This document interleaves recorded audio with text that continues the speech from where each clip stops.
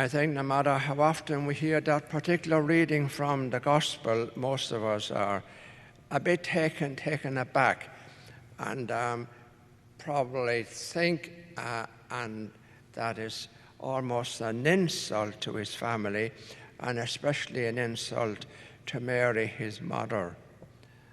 So we got to maybe dig a little deeper to understand what Jesus is saying here.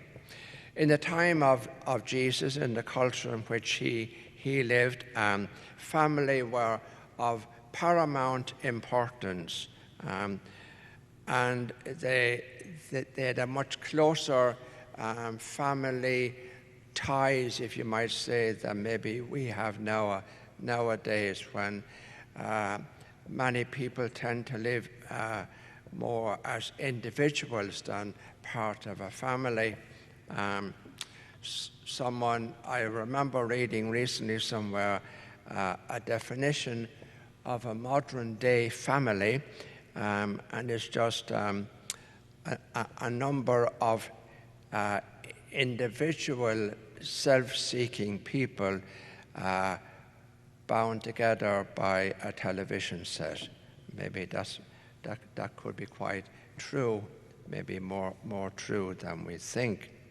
But in the time of Jesus, family was very important. So what is Jesus really saying in the Gospel this morning? Why did he what did he mean by these words? By these words, he meant that it's not just saying, I love God, or that God is important in my life, but it's about having a relationship with God.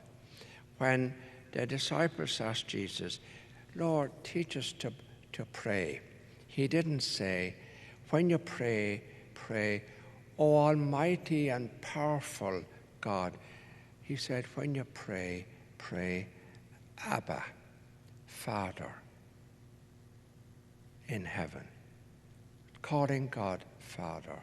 And when we become true followers of Jesus, then we become part of a very, very special family.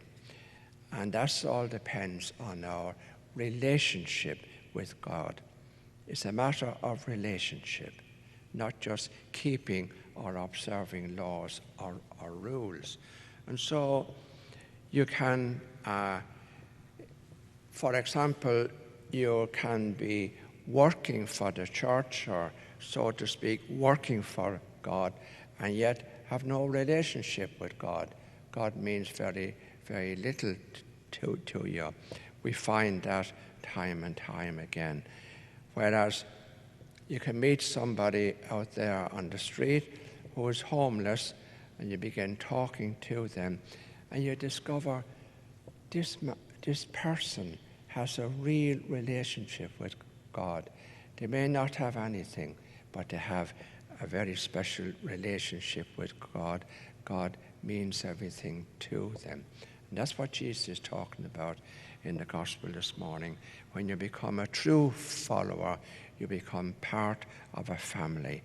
And God is our loving, compassionate, all understanding, and all forgiving Father.